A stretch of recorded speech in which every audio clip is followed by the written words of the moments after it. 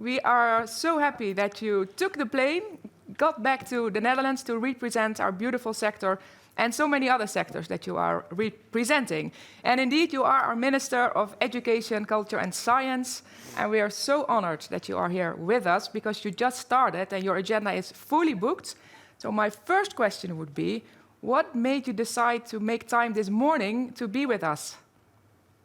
Well, first of all, good morning, Jeroen and Rian. Wonderful to see you from this new capacity, and I would have loved to be with you this morning, but unfortunately, it's the Council of Ministers, which is the one thing I cannot miss. No, we understand. But it's great to be part of this recognition and rewards day because I feel it's so important that we have a kind of multi-dimensional view of what it means to be active in academia.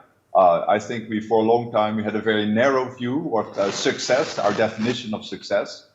I think the various facets of a life in education or culture and research have expanded. And I think, well, both of you, of course, have been really in the lead of showing that there are many different tasks and also opportunities, but also different paths for an academic career. And now I think, obviously, we want to kind of build a house that has enough room and views to attract a maximum amount of diverse talent.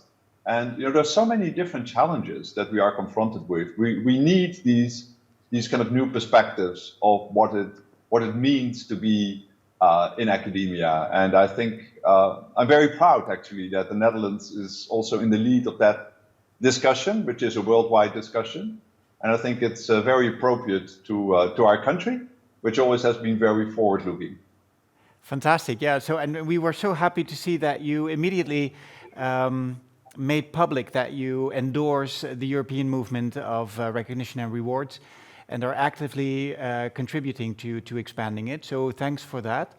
Another question that we were thinking of is it different for you now that you're Minister of Education and Science versus when you were an active academic yourself? Is it different to think about recognition and rewards from that position? I think it is. I really miss the fact that, in some sense, I had to stop my own academic career. And it's clearly, I have so much, enthusiasm and support for all of what you are doing. But if there's one thing that comes with this position, is that you have a different perspective. You look at, in some sense, the grand total, the collective. And I think actually this is exactly why we need this discussion. There are many different paths in academia, but we have to look at the whole, and we have to see how can we excel as a community. And I think it's a little bit more like looking at the full orchestra than all the different instruments. And then I think actually you do recognize that as a higher education and research community, there are multiple things that society asks from us. Not only to excel in research, obviously, do breakthrough research, but also to address great societal challenges, to communicate and engage a wide public, to actually be active within the community, in leadership positions, etc. And I think often a mistake that's made is that people think that every person should be active and tick all these boxes. That actually I don't think is the message from the recognition and reward philosophy. It's that collectively we have to tick all the boxes. But it's totally okay if people kind of specialize, pick their own particular path. And I find this is so important, particularly for our younger generation. If you're completely honest, I look back when I started my research career, and I think in many respects life was much easier. There was less stress, there were more resources, there was less asked from us.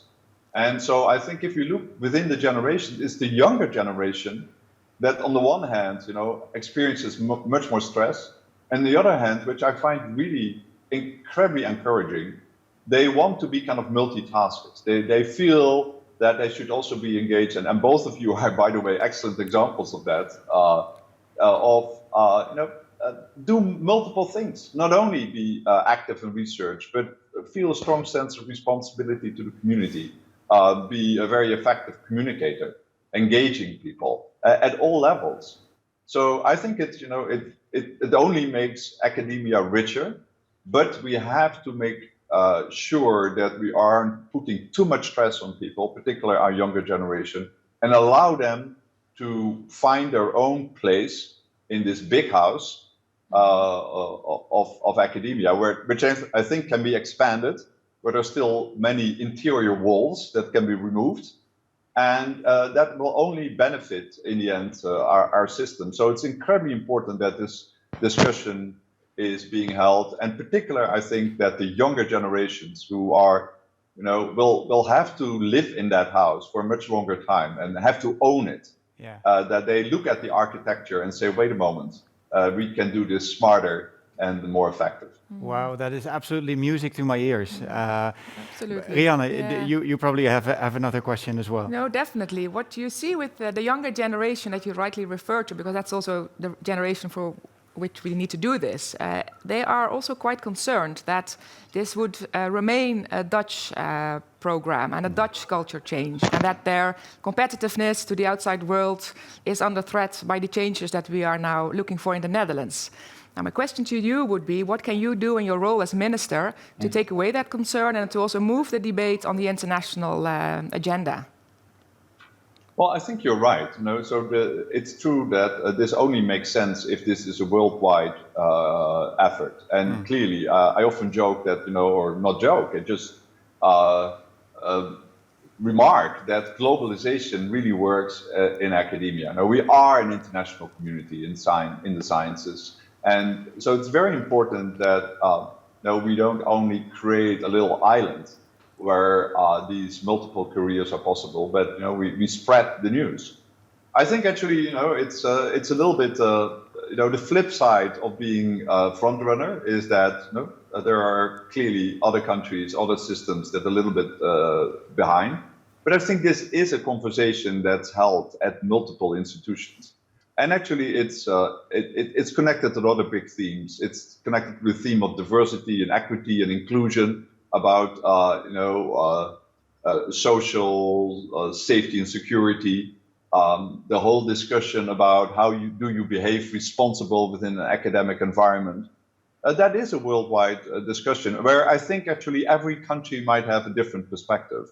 One thing that I've always find is one of the strongest points of the Netherlands is that we like to say we are world champion in collaborating. We have wonderful institutions, but actually our national system is even better.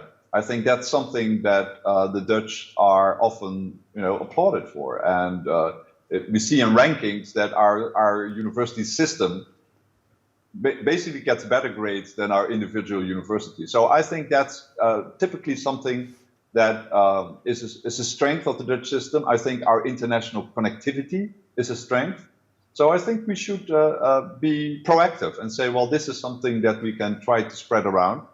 And I think we can show that there are paradoxes and there are voices who say, well, you can't have both. You can't excel in science and at the same time, be a safe environment,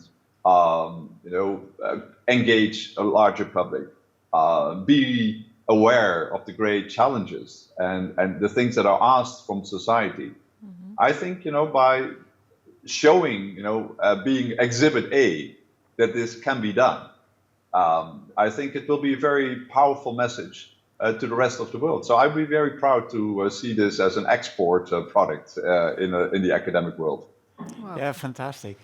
It is, I do agree. When I was leaving Zonnebay and WO, I saw that European movement is being gathered that really actively looks at the Dutch situation and really tries to learn from how we brought together as a relatively small country, brought together all these different parties, universities and university medical centers and the Royal Academy, and everybody to just unite behind one idea. And that is, I think, something that is very powerful. So thank you again for spearheading that and helping us bring that to a wider audience in the world. One of the things that I'm also thinking about is that leadership, which we have relatively discussed so far.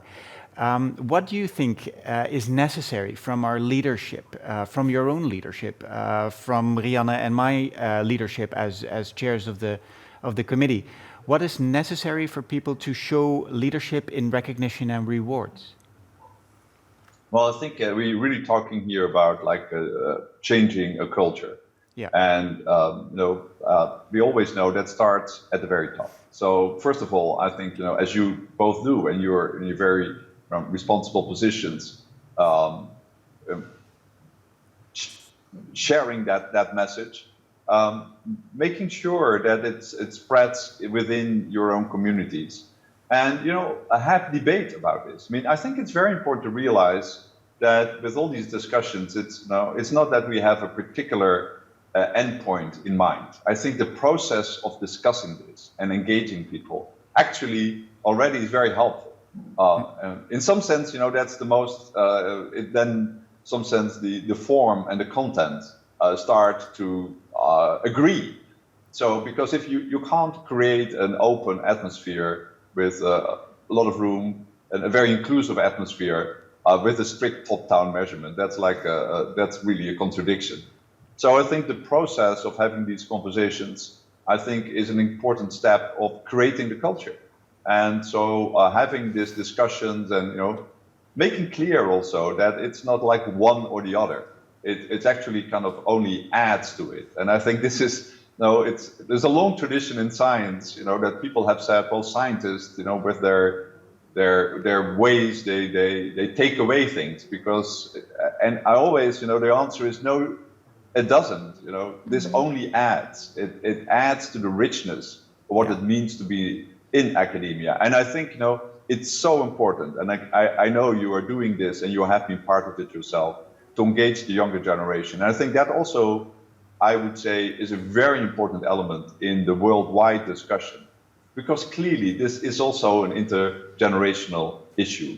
A younger generation of scholars and scientists have very different views. In some sense, they are more defining these times than like somebody as me would be. And so I think they should also be in the lead. And I think that you can organize within the universities, within institutes. It's very important that we have this debate. And another thing you can do, and again, you're doing it very well, is to highlight some examples of what it means to be successful in these other dimensions. Yeah. And have role models. Exactly. And so it just puts spotlight on this kind of rich treasure trove that both of you have within your university, where there are so many different talents. And I think actually that's the way a cultural change happens. The most important thing, of course, is that kind of that world that we all are so fond of, and is it still an attractive place to work and live for future generations?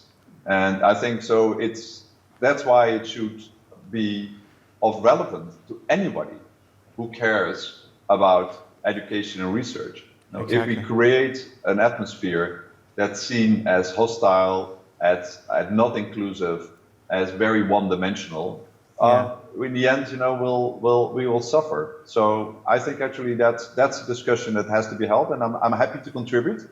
But obviously, the only way we can advance this important topic is to have this much more wide discussion, which actually is a great opportunity, because it's really one topic that everyone, young and old and independent of your research area, you can engage with. So it's also a wonderful topic to bring the academic community together.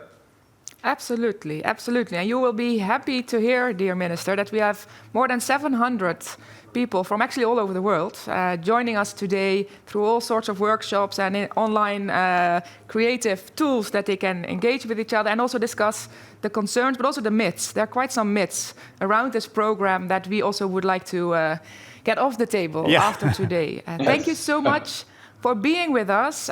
We look forward to inviting you again for next year's festival, because we do this every year, then hopefully in a big hall where we can all meet. So thank you again for your effort in pushing this culture change, and have a good day in the Council of Ministers. Of a good meeting, I mean. Good luck to you. Good luck to you, and I look forward to being with you in 3 dimensions soon.